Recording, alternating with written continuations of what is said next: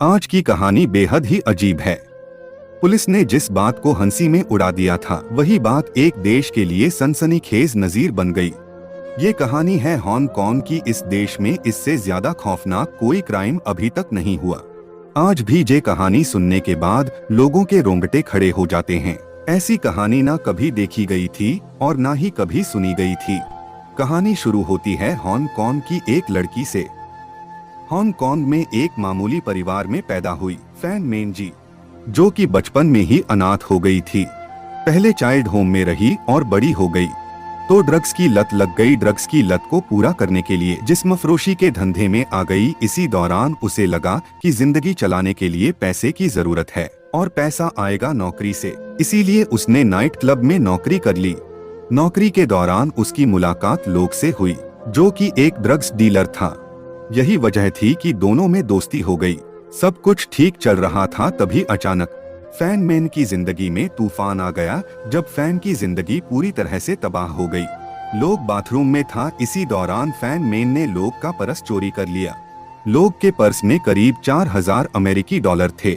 लोग को पता चला कि उसका पर्स चोरी किया है तो उसे बहुत गुस्सा आया। वो ड्रग डीलर था, अपराधी किस्म का। उसके कई शूटर भी थे। लोग ने शूटरों से कहा कि फैन मैन को किडनैप कर अपार्टमेंट में लेकर आओ। लोग ने फैन मैन से कहा कि पैसे वापस करो और अब तुम हमारे लिए जिस्म फरोशी का धंधा करोगी। अब फैन मैन को एक फ्लैट में कैद कर दिया गया। लोग अपने साथियों से फैन मैन का रेप करवाने लगा। उसे बंधक बनाकर मार पीट करने लगा। दिन में गैंग के लोग कई बार रेप करते थे। सिर को पंचिंग बैग बनाकर पीटते थे। फैन मैन जी को सिगरेट से जलाते थे। इसी दौरान 14 साल की एक लड़की जिस्म फरोशी के धंधे में आ गई थी। एक दिन लड़की को भी उसी अपार्टमेंट में ले जाया गया, जहां उसने देखा कि फैन मैन पर जुल्म हो रहा था। खाने पीने के लिए मलमूत्र दिया जाता था। गैंग के सदस्य फैन को एक साथ 50-50 पंच मार रहे थे। महीने भर तक तो यही सिलसिला चलता रहा, लेकिन वो बेचारी कब तक ये सब सहती। आखिरकार एक दिन अप्रैल महीने में फैन मैन की मौत हो गई। उसके मरने के बाद लोग को खबर दी जाती है। वह बोलता है कि लाश के टुकड़े कर दो, जिसके बाद बाथ टब में लाश के टुकड़े टुकड़े कर दिए जाते हैं। लोग ने अपने गुंडों से कहा था कि ऐसा करो जिससे कहीं लाश की बदबू ना आए। जिसके बाद घर में रखे बर्तनों में शरीर के टुकड़ों को उबाला जाता है और पकाया जाता है। गैंग के लोग उबले अंगों को पॉलीथिन बैग में डालकर कचरे में फेंक देते हैं।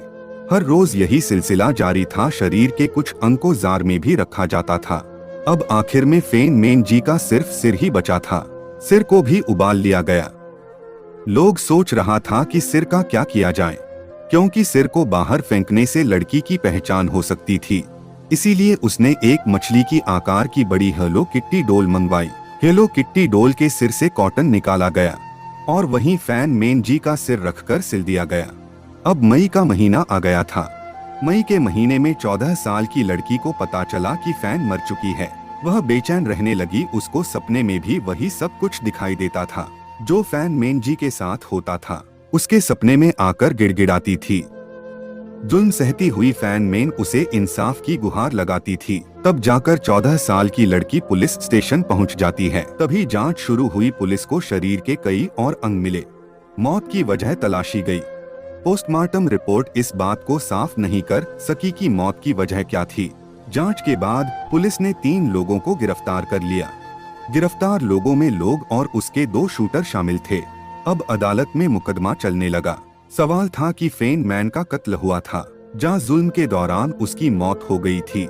अदालत ने कहा इन्होंने लाश के टुकड़े किए, मांस पकाया और सिर को उबालने जैसा जघन्य अपराध किया, जो कि हांगकांग के इतिहास में कभी न देखा गया और न ही सुना गया। सभी सबूतों और गवाहों की गवाही के बाद अदालत ने तीनों आरोपियों को उम्र कैद की सजा सुनाई। दरअसल इस कहानी की शुरुआत बूथ से हुई थी और पुलिस की जांच में भी पूरा सनसनीखेज खुलासा हुआ था। अदालत में जब साइंटिस्ट ने किट्टी डोल को अदालत में पेश किया था, बहुत गंध आ रही थी, जबकि लैब में जांच के दौरान उसमें किसी तरह की कोई गंध नहीं आ रही थी।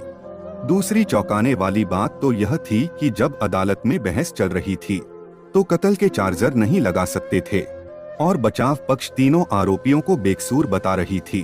तभी कोर्ट में लाइटें तेजी से चलने लगी और बुझने लगी। अदालत में सुनवाई के दौरान कई महिलाएं भी शामिल थी। जहां तक तो जज ने कहा कि मुझे इन महिलाओं के चेहरे में कई बार फैन मैन जी नजर आती हैं। ये कहानी हांगकांग के सरकारी दस्तावेजों में आज भी दर्ज है। इस कहानी को पूरी दुनिया होलो किट्टी डोल के नाम से जानती है। आप इस कहानी के बारे में क्या विचार रखते हैं, कमेंट बॉक्स में बताइएगा। अगर आपने अभी तक हमारा चैनल सब्सक्राइब नहीं किया तो कर ले।